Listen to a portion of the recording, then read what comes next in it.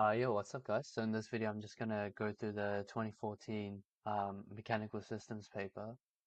So yeah, let's get to it. All right. So question one, rotational motion. The radius of the sun is 6.96 times 10 to the 8, and the equator of the sun rotates at a rate of 14.7 degrees per day. Showed that the period of rotation of a particle located on the equator of the sun is 2.12 times 10 to the power 6 seconds. Okay, so for this one, I think firstly I'm just gonna convert this from degrees per day to radians per second. Um, so let's go ahead and do that. So we know that in pi radians, right? There's 180 degrees, right? And so we've got 14.7 degrees here. So I have to ask myself the question, like, how many times do I have to multiply 180 to get 14.7? So that factor is, well, 14.7 on 180, and I get 49 on 600. 49 on 600. So that means that if I now go 49 on 600 times 49 on 600, I get my equivalent pi radian form. So my total angular displacement theta is going to be 49 pi on 600. And the next thing is because I know that in like so in when t equals 24 hours, right, it completes a total angular displacement of 49 pi on 600 radians, right? So I have to convert this into seconds. So that's going to be 24 hours times 60 minutes times 60 seconds, and that's going to be uh 24 times 60 squared, which is 86,400 seconds. Sounds about right. And so our angular velocity is just going to be our angular displacement over time, should be capital T, which is just going to be, actually I'll leave it at lowercase t, which is just going to be 49 pi on 600 divided by 24 times 60 squared, and carrying that up here, that gives me 49 pi on 600 on 24 times 60 squared. I get like 2.97 times 10 to the minus 6 radians per second. And so omega equals 2 pi on the complete period, and so t equals 2 pi on omega, which is just going to be 2 pi on this. uh, on oh sorry, that should be 2 pi, oh my god, which is 2 pi on 2.97 times 10 to the minus 6, which gives me 2115918 seconds, which is 2.12 times 10 to the power 1, 2, 3, 4, 5, 6 times 10 to the power 6 seconds. And yep, and that's been shown. Calculate the linear speed of a particle at the sun's equator. So that's just V equals R omega, which is just going to be 6.96 times 10 to the power of 8 multiplied by omega, which is 2.97 times 10 to the minus 6. And putting all of that in my calculator, I get um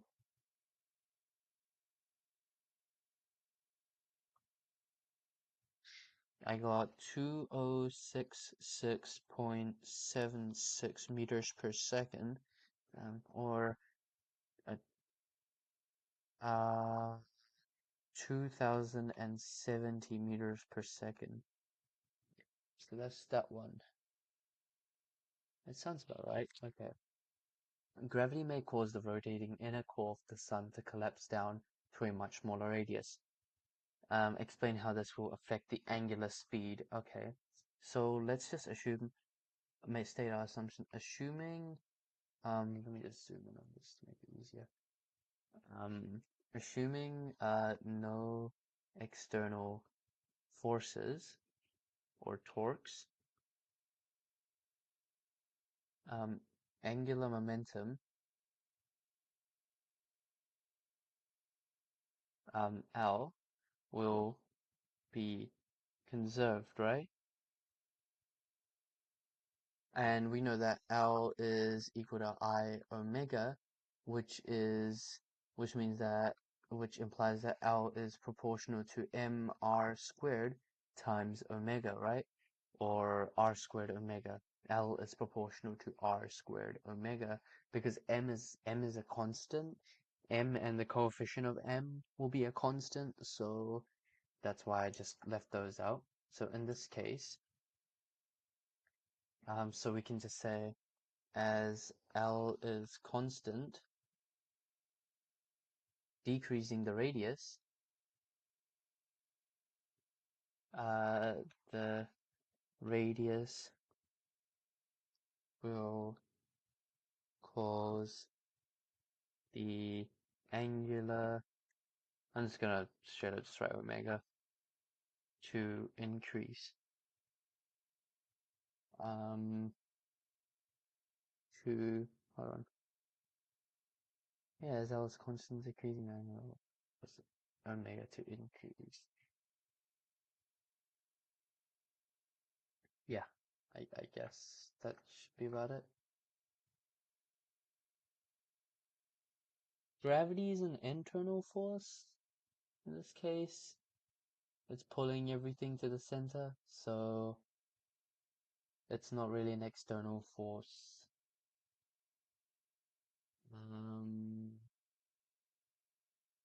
I guess that's about it for that one. The mass of Mercury is 3.3 times 10 to the 23 kg. Mercury has a period of rotation of this. Show that a satellite needs to be positioned from the center of Mercury. Okay, so it's an orbit question. So this is a Kepler's third law question. So for an orbit, right, we know that Fc equals Fg. So mv squared on r is equal to gm on r squared. And then canceling the r's and the m's, we get v squared is equal to gm on r. And assuming a circular orbit,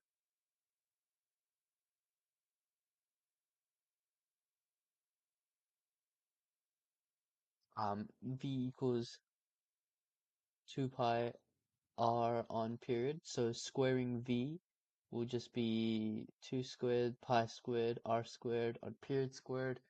So 4 pi square r square on period square is gm on r. And for, I think this is a geostationary. Yeah. So for a geostationary orbit,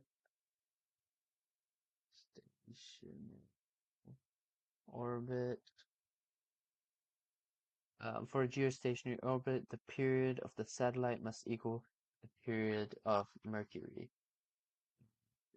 This satellite, and that's Mercury. Period.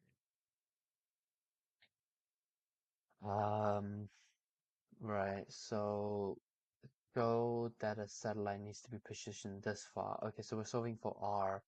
Okay, so let's just start our working here.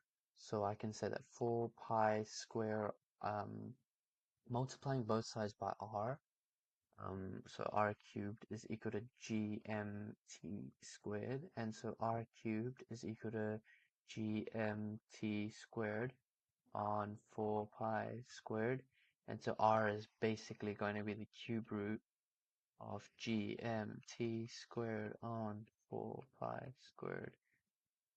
And okay, I need to clear up some space here.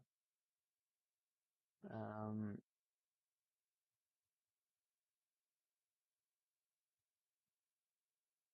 and so R is just going to be the cube root. Probably going to end up using the whole space, but 6.67. I'm gonna like make this kind of small. Just we have to like go back for the numbers I need though. So this is just going to be 6.67 times 10 to the minus 11 into whatever the mass of Mercury is. 3.3 times 10 to the 23. And so 3.3 times 10 to the power of 23 times whatever the period of Mercury is. 5.067. 0.067 times 10 to the something 6 squared. I'm actually gonna write that in a different color too, so write red squared. All of that divided by 4 pi squared. Putting all of this in my calculator. Putting all of this in my calculator, I get 6.67 e minus 11 into 3.3 e to the 23 into 5.067 times 10 to the 6 squared divided by 4 pi squared. I get like 24242806671 meters, which is 2.43 times 10 to the power of 1, 2, 3, 4, 5, 6, 7, 8. 2.43 times 10 to the power of 8 meters is what I get for R. Let me just take a drink real quick. Alright, cool. So that one's done. I know I got that one right. Okay. A space probe spins around an axis as shown below. An instrument comes loose from the space probe. Explain why this loss of mass will have no effect on the angular speed. So for this one, it's basically just like nowhere does it mention that this instrument doesn't exert like a torque or extra force on the actual space probe, so the total angular momentum will remain constant, um, and hence angular momentum will remain constant. So there's two ways to look at this, I think, because you could also just say that, you know, since the inertia has decreased, right, there's a less lower mass distribution, then you could just say that there's been a proportional um, decrease in the angular momentum, and so omega isn't changed. I guess that's another way to look at it, but I'm just gonna just say that this instrument doesn't exert any additional torques or forces, so L is const, and um, omega is constant. So yeah, just like a rough answer, like in the actual exam, you should probably, if you got a question like this, make it more detailed. But yeah, that's that. Okay, question 2, the pendulum. All right, our pendulum is set up, and okay. Mm-hmm. Calculate the time it takes the pendulum bob to swing from one side to the other. Oh, okay. So they're just asking how long does it take to go from here to here. So that's just half a complete period. So in this case, your new t, let's just say let t equal half your total time, right? So t equals um that would just be 2 pi on 2. t equals pi times the square root of L on G, which is just going to be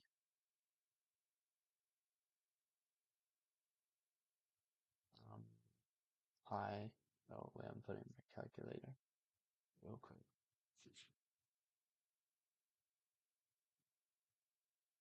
1.5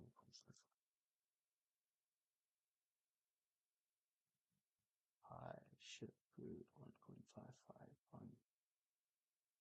And I got 1.248 seconds, which is 1.25 seconds to three significant figures. Okay, explain how the forces act on the bob change the bob's speed as it travels from the point of release to the center. Okay. Um. Okay. Let's start by like just drawing a little bit of a diagram on this thing to see. There's really only like two forces acting, so you're just gonna have your weight force, and then you're gonna have your tension force, right? And basically orthogonal to your tension force, right? You're going to have your, let's just say your centripetal force, the force bringing you back to equilibrium, your restoring force. Let's just call it. Um,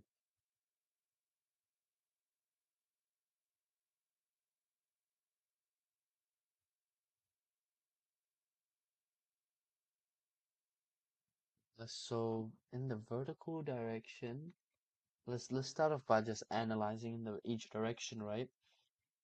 So this weight force here in the vertical direction, right? So this weight force will remain constant. That won't change. That will just be mg, right? The in the vertical direction, the F weight won't change. Um, but however, in the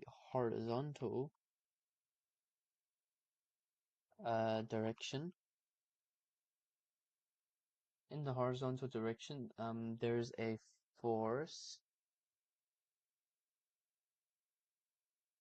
will be an unbalanced force. There will be an unbalanced force acting opposite to the direction of motion, right? Acting, yeah, okay, agreed. Uh, that's your restoring force, right? Restoring it towards equilibrium, right? And basically, this resultant restoring force is basically just a resultant vector of your weight force and tension force. So yeah, I guess that's about all we really need for this one. Yeah, sure. The the bulb is released again in such a way that it swings in a horizontal circular path with this radius. Oh, conical pendulums. Okay. By first calculating the size of the angle that the cord makes with the vertical, show that the tension force in the cord is 18 newtons. So this angle theta is that length is just 0.29 once again. So that's your opposite, that's your hypotenuse. So we can just say that theta is your arc sine of 0.29 on 1.55, which I'm gonna do this in degrees. So make sure my calculator's in degrees. So inverse point 0.29 on 1.55, and I get like 10.78 degrees, which is basically 10.8 degrees. show that the tension force in the cord is 18 newtons. Okay, so let's go ahead and draw a vector diagram real quick. So we're going to have our weight force in this direction, and then obviously the opposite force in the vertical direction, because there's no vertical motion, so that means it must be balanced, and that's by this other component, the same vector. Let's just call it the reaction force, for the sake, and we'll also have our tension force in the string and the centripetal force keeping the uh, pendulum moving in this like circular motion, like, right? And through similar triangles, this is the same angle theta. So I know that this is just equivalently mg. So from this, I can construct another triangle that looks somewhat like this, where this is just my mg component, this is my theta, and this is my ft, which is what we're trying to solve for, ft. So we have our adjacent component and a hypotenuse component. So we just know that ft is going to be mg on cosine of 10.8, which is just going to be, I think that actually did give us the mass, right? Yeah, 1.8, which is 1.8 times 9.81 on the cosine of 10.8. Putting this all in my calculator,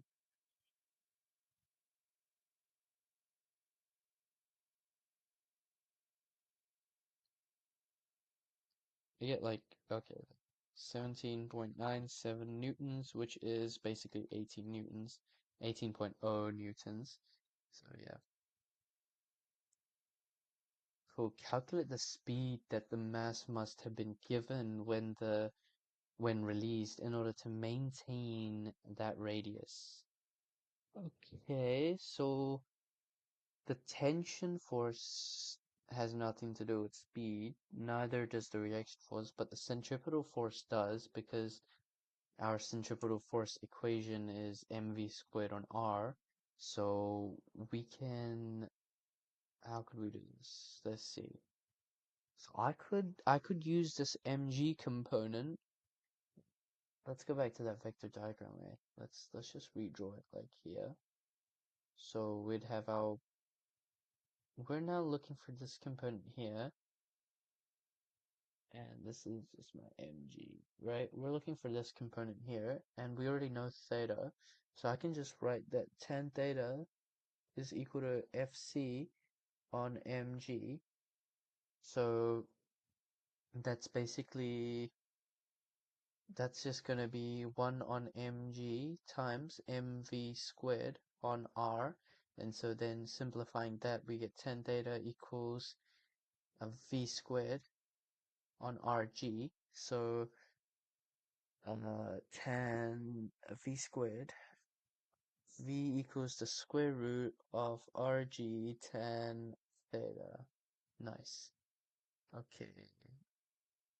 And yep, our angle was, I think, 10.78. So that's just going to be square root of 0.29 times 9.81 times the tan of 10.8. Putting this all into my calculator, I get that the velocity would just be,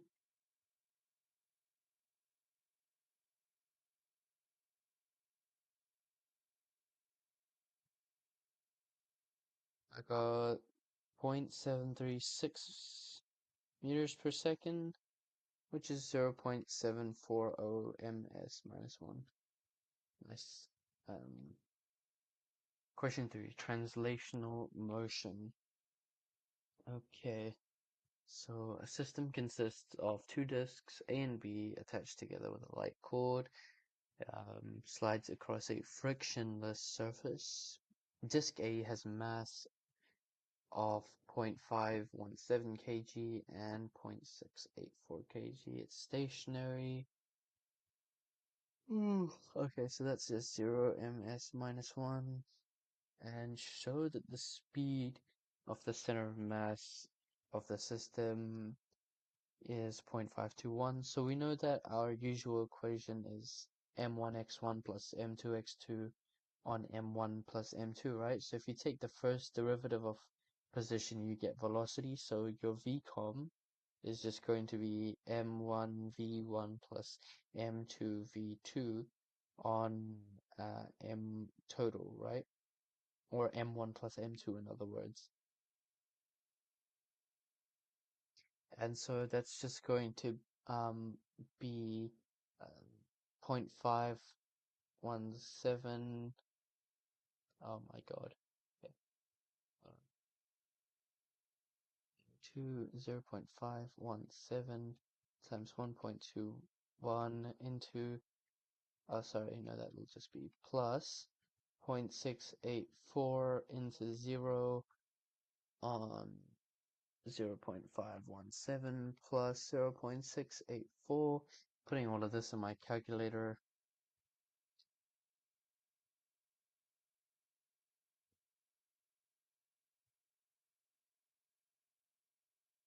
I get 0.5208 ms minus 1, which is 0.521 meters per second. Cool. The disks collide, and after the collision, they are moving at right angles to each other. Disk A receives an impulse of 0.25 newtons per second. So delta P equals F delta T, right?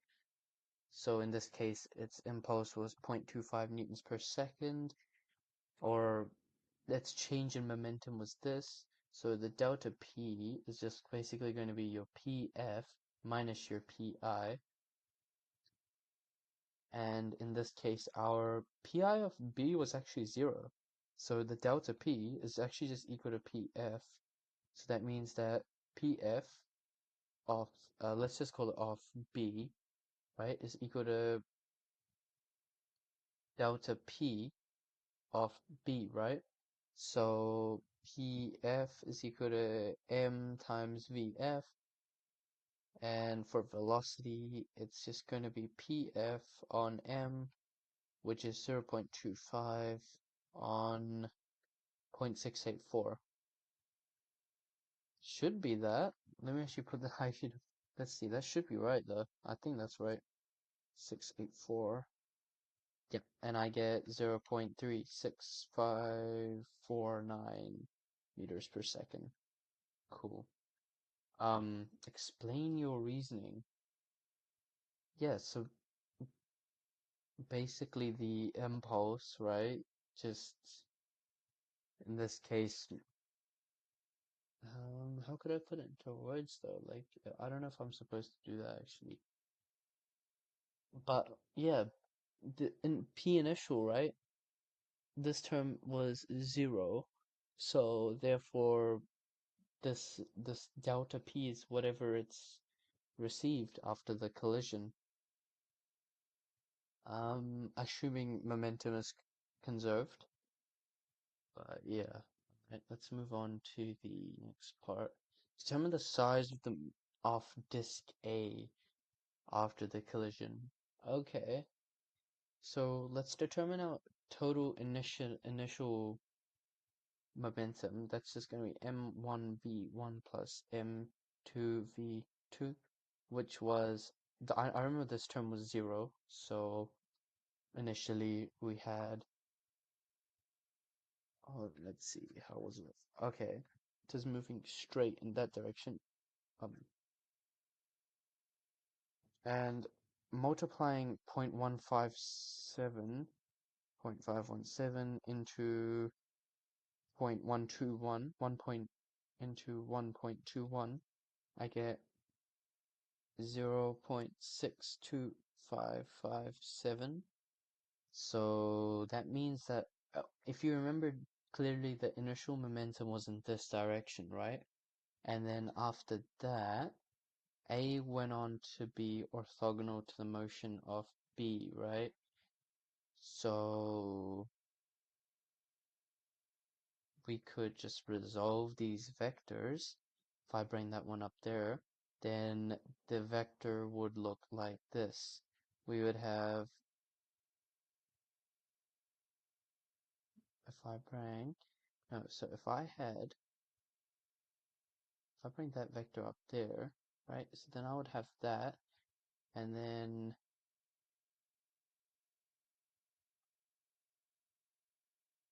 yes, okay, that, yeah, and then that vector there, then these two are still orthogonal, and that one is in that direction. So this is our initial momentum, this is our PB, and this is going to be our PA. Closed vectors sum to zero, so that means that momentum has been conserved,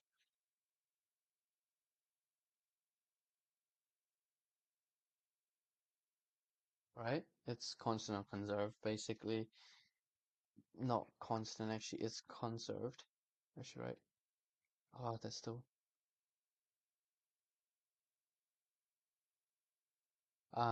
And so we know our initial momentum, and we know that PB was actually just 0.25. So in this case, PA squared plus PB squared is equal to PI squared. And so PA is just going to be the square root of PB squared minus PI squared. I don't write like this in my actual exams, by the way, which is just going to be 0.25. I'm pretty sure it's 0.25. Yeah. Squared minus the 6 minus 0.62557 squared. And that gives me a result of 0.25 squared minus.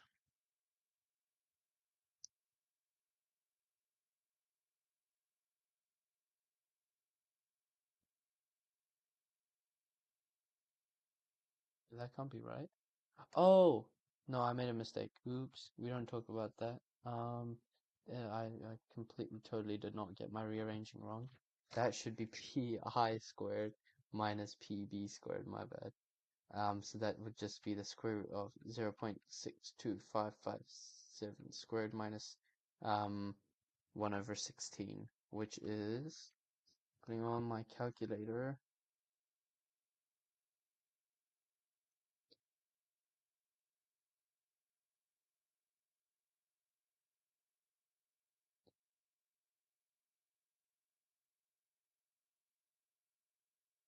I get 0.573 kg meter per second, and that's the size of momentum.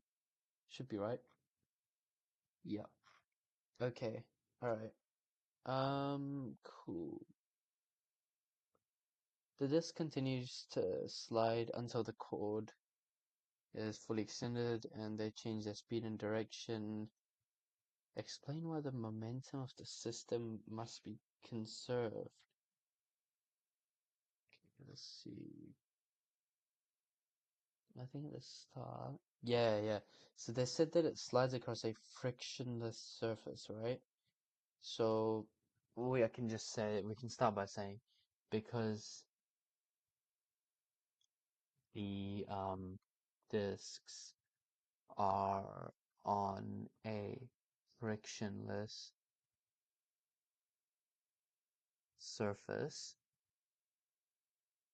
um, this means that there are no external forces, right?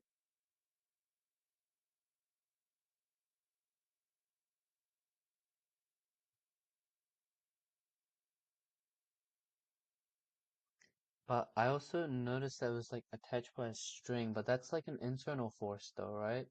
This string here is just an internal force, so it doesn't really count. Um, so that would be like so I guess we could just say the only other force is the tension force be between the string, right? And the thing. Um, and but that is a internal force, right? So yeah, so it doesn't really count. Therefore, I guess we could just say that he is conserved. Okay, let's see what's next. Okay, oh sweet. That's done. Oh, nice. Okay, so that's the 2014 mechanical systems paper done. Thanks.